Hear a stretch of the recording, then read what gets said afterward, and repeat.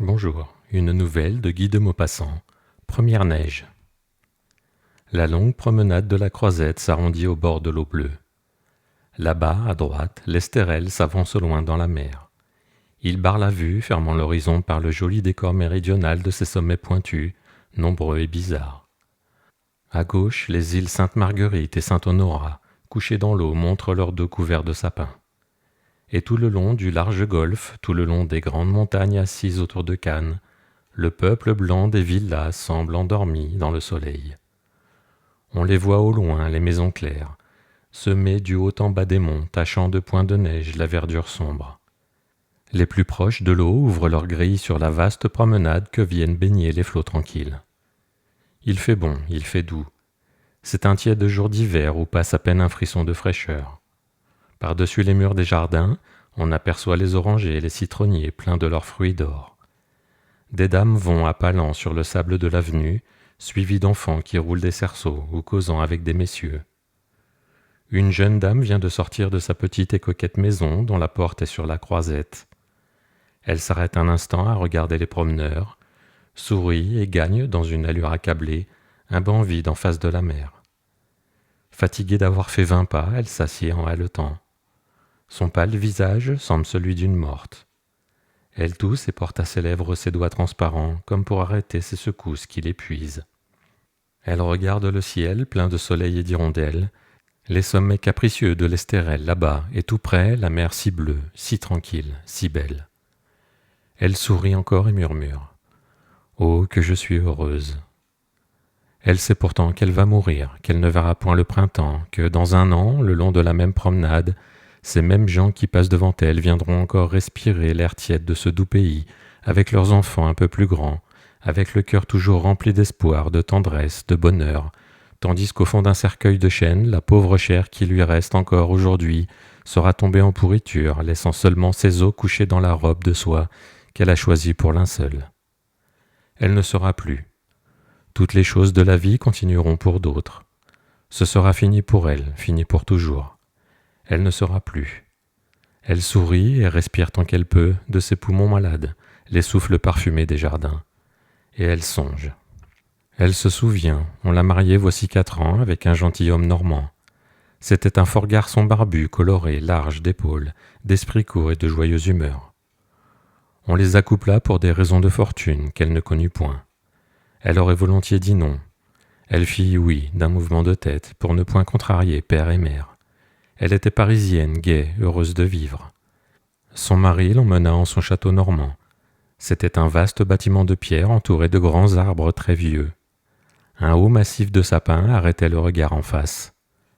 Sur la droite, une trouée donnait vue sur la plaine qui s'étalait, toute nue, jusqu'aux fermes lointaines.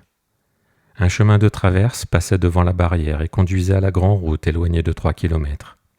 Oh, elle se rappelle tout, son arrivée, sa première journée en sa nouvelle demeure, et sa vie isolée ensuite. Quand elle descendit de voiture, elle regarda le vieux bâtiment et déclara en riant « Ça n'est pas gai !» Son mari se mit à rire à son tour et répondit « Baste, on s'y fait, tu verras. Je ne m'y ennuie jamais, moi. » Ce jour-là, ils passèrent le temps à s'embrasser, et elle ne le trouva pas trop long. Le lendemain, ils recommencèrent, et toute la semaine, vraiment, fut mangée par les caresses. Puis elle s'occupa d'organiser son intérieur. Cela dura bien 1 mois. Les jours passaient, l'un après l'autre, en des occupations insignifiantes et cependant absorbantes. Elle apprenait la valeur et l'importance des petites choses de la vie. Elle sut qu'on peut s'intéresser au prix des œufs qui coûtent quelques centimes de plus ou de moins suivant les saisons. C'était l'été. Elle allait au champ voir moissonner. La gaieté du soleil entretenait celle de son cœur. L'automne vint. Son mari se mit à chasser. Il sortait le matin avec ses 2 chiens, Médor et Mirza. Elle restait seule alors, sans s'attrister d'ailleurs de l'absence d'Henri. Elle l'aimait bien pourtant, mais il ne lui manquait pas. Quand il rentrait, les chiens surtout absorbaient sa tendresse. Elle les soignait chaque soir avec une affection de mère, les caressait sans fin, leur donnait 1000 petits noms charmants qu'elle n'eût point eu l'idée d'employer pour son mari. Il lui racontait invariablement sa chasse.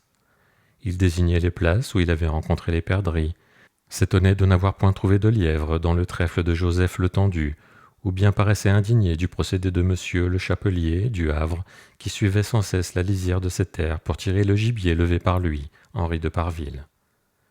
Elle répondait « Oui, vraiment, ce n'est pas bien », en pensant à autre chose. L'hiver vint, l'hiver normand, froid et pluvieux. Les interminables averses tombaient sur les ardoises du grand toit anguleux, dressé comme une lame vers le ciel. Les chemins semblaient des fleuves de boue, la campagne une plaine de boue, et on n'entendait aucun bruit que celui de l'eau tombant. On ne voyait aucun mouvement que le vol tourbillonnant des corbeaux qui se déroulaient comme un nuage, s'abattaient dans un champ puis repartaient. Vers 4 heures, l'armée des bêtes sombres et volantes venait se percher dans les grands hêtres à gauche du château, en poussant des cris assourdissants. Pendant près d'une heure, ils voletaient de cime en cime, semblaient se battre, croassaient, mettaient dans le branchage grisâtre un mouvement noir. Elle les regardait chaque soir, le cœur serré, toute pénétrée par la lugubre mélancolie de la nuit tombant sur les terres désertes. Puis elle sonnait pour qu'on apportât la lampe, et elle se rapprochait du feu. Elle brûlait des monceaux de bois sans parvenir à échauffer les pièces immenses envahies par l'humidité. Elle avait froid tout le jour, partout, au salon, au repas, dans sa chambre. Elle avait froid jusqu'aux os, lui semblait-il. Son mari ne rentrait que pour dîner, car il chassait sans cesse, ou bien s'occupait des semences, des labours, de toutes les choses de la campagne. Il rentrait joyeux et crotté, se frottait les mains, déclarait « Quel fichu temps !» Ou bien « C'est bon d'avoir du feu !» Ou parfois il demandait « Qu'est-ce qu'on dit aujourd'hui? Est-on contente ?» Il était heureux, bien portant, sans désir, ne rêvant pas autre chose que cette vie simple, saine et tranquille. Vers décembre, quand les neiges arrivèrent, elle souffrit tellement de l'air glacé du château, du vieux château qui semblait s'être refroidi avec les siècles, comme font les humains avec les ans, qu'elle demanda un soir à son mari. « Dis donc, Henri, tu devrais bien faire mettre ici un calorifère. Cela sècherait les murs. Je t'assure que je ne peux pas me réchauffer du matin au soir. » Il demeura d'abord interdit à cette idée extravagante d'installer un calorifère en son manoir. Il lui était semblé plus naturel de servir ses chiens dans la vaisselle plate. Puis il poussa de toute la vigueur de sa poitrine un rire énorme en répétant « Un calorifère ici? Un calorifère ici? Quelle bonne farce !» Elle insistait. « Je t'assure qu'on gèle, mon ami. Tu ne t'en aperçois pas parce que tu es toujours en mouvement, mais on gèle. » Il répondit en riant toujours. « Bast, on s'y fait, et d'ailleurs c'est excellent pour la santé. Tu ne t'en porteras que mieux. Nous ne sommes pas des Parisiens, sacrebleu, pour vivre dans les tisons, et d'ailleurs voici le printemps tout à l'heure. » Vers le commencement de janvier, un grand malheur la frappa. Son père et sa mère moururent d'un accident de voiture. Elle vint à Paris pour les funérailles, et le chagrin occupa seul son esprit pendant 6 mois environ. La douceur des beaux jours finit par la réveiller, et elle se laissa vivre dans un alanguissement triste jusqu'à l'automne. Quand revinrent les froids, elle envisagea pour la première fois le sombre avenir. Que ferait-elle? Rien. Qu'arriverait-il désormais pour elle? Rien. Quelle attente, quelle espérance pouvait ranimer son cœur? Aucune. Un médecin consulté avait déclaré qu'elle n'aurait jamais d'enfant. Plus âpre, plus pénétrant encore que l'autre année, le froid la faisait continuellement souffrir. Elle tendait aux grandes flammes ses mains grelottantes. Le feu flamboyant lui brûlait le visage, mais des souffles glacés semblaient se glisser dans son dos, pénétrer entre la chair et les étoffes. Et elle frémissait de la tête aux pieds. Des courants d'air innombrables paraissaient installés dans les appartements, des courants d'air vivants, sournois, acharnés contre des ennemis. Elle les rencontrait à tout instant, ils lui soufflaient sans cesse, tantôt sur le visage, tantôt sur les mains, tantôt sur le cou, leur haine perfide et gelée. Elle parla de nouveau d'un calorifère, mais son mari l'écouta comme si elle eût demandé la lune. L'installation d'un appareil semblable à Parville lui paraissait aussi impossible que la découverte de la pierre philosophale. Ayant été à Rouen un jour pour affaires, il rapporta à sa femme une mignonne chaufferette de cuivre qu'il appelait en riant un calorifère portatif, et il jugeait que cela suffirait désormais à l'empêcher d'avoir jamais froid. Vers la fin de décembre, elle comprit qu'elle ne pourrait vivre ainsi toujours, et elle demanda timidement un soir en dînant. « Dis donc, mon ami, est-ce que nous n'irons point passer une semaine ou 2 à Paris avant le printemps ?» Il fut stupéfait. « À Paris? À Paris? Mais pourquoi faire? Ah, mais non, par exemple. On est trop bien ici, chez soi. Quelle drôle d'idée tu as par moment. » Elle balbutia. « Cela nous distrairait un peu. » Il ne comprenait pas. « Qu'est-ce qu'il te faut pour te distraire? Des théâtres? Des soirées? Des dîners en ville? Tu savais pourtant bien en venant ici que tu ne devais pas t'attendre à des distractions de cette nature. » Elle vit un reproche dans ses paroles et dans le ton dont elles étaient dites. Elle se tut. Elle était timide et douce, sans révolte et sans volonté. En janvier, les froids revinrent avec violence, puis la neige couvrit la terre. Un soir, comme elle regardait le grand nuage tournoyant des corbeaux se déployer autour des arbres, elle se mit malgré elle à pleurer. Son mari entrait. Il demanda tout surpris. « Qu'est-ce que tu as donc ?» Il était heureux, lui, tout à fait heureux, n'ayant jamais rêvé une autre vie, d'autres plaisirs. Il était né dans ce triste pays, il y avait grandi. Il s'y trouvait bien chez lui, à son aise de corps et d'esprit. Il ne comprenait pas qu'on pût désirer des événements, avoir soif de joie changeante. Il ne comprenait point qu'il ne semble pas naturel à certains êtres de demeurer au même lieu pendant les 4 saisons. Il semblait ne pas savoir que le printemps, que l'été, que l'automne, que l'hiver ont, pour des multitudes de personnes, des plaisirs nouveaux en des contrées nouvelles. Elle ne pouvait rien répondre et s'essuyait vivement les yeux. Elle balbutia enfin éperdue. « Je suis un peu triste, je m'ennuie un peu. » Mais une terreur la saisit d'avoir dit cela, et elle ajouta bien vite. « Et puis j'ai un peu froid. » À cette parole, il s'irrita. « Ah oui, toujours ton idée de calorifère. Mais voyons, sacrebleu, tu n'as pas seulement eu un rhume depuis que tu es ici. » La nuit vint. Elle monta dans sa chambre, car elle avait exigé une chambre séparée. Elle se coucha. Même en son lit, elle avait froid, elle pensait. Ce sera toujours ainsi, toujours, jusqu'à la mort. Et elle songeait à son mari. Comment avait-il pu lui dire cela? Tu n'as seulement pas eu un rhume depuis que tu es ici. Il fallait donc qu'elle fût malade, qu'elle toussât pour qu'il comprît qu'elle souffrait. Et une indignation la saisit, une indignation exaspérée de faible, de timide. Il fallait qu'elle toussât. Alors il aurait pitié d'elle, sans doute. Eh bien, elle tousserait. Il l'entendrait tousser, il faudrait appeler le médecin. Il verrait cela, son mari, il verrait.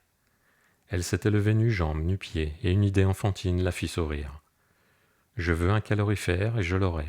Je tousserai tant qu'il faudra bien qu'il se décide à en installer un. Et elle s'assise, presque nue, sur une chaise. Elle attendit 1 heure, 2 heures. Elle grelottait, mais elle ne s'enrhumait pas. Alors elle se décida à employer les grands moyens. Elle sortit de sa chambre, sans bruit, descendit l'escalier, ouvrit la porte du jardin. La terre, couverte de neige, semblait morte. Elle avança brusquement son pied nu et l'enfonça dans cette mousse légère et glacée. Une sensation de froid, douloureuse comme une blessure, lui monta jusqu'au cœur. Cependant, elle allongea l'autre jambe et se mit à descendre les marches lentement. Puis elle s'avança à travers le gazon, se disant « J'irai jusqu'au sapin ».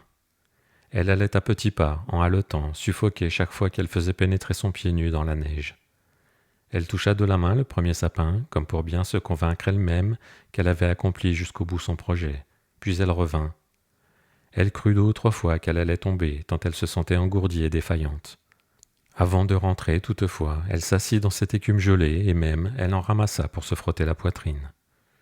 Puis elle rentra et se coucha. Il lui sembla, au bout d'1 heure, qu'elle avait une fourmilière dans la gorge. D'autres fourmis lui couraient le long des membres. Elle dormit cependant. Le lendemain, elle toussait, et elle ne put se lever. Elle eut une fluxion de poitrine. Elle délira, et dans son délire, elle demandait un calorifère. Le médecin exigea qu'on en installât un. Henri céda, mais avec une répugnance irritée. Elle ne put guérir. Les poumons atteints profondément donnaient des inquiétudes pour sa vie.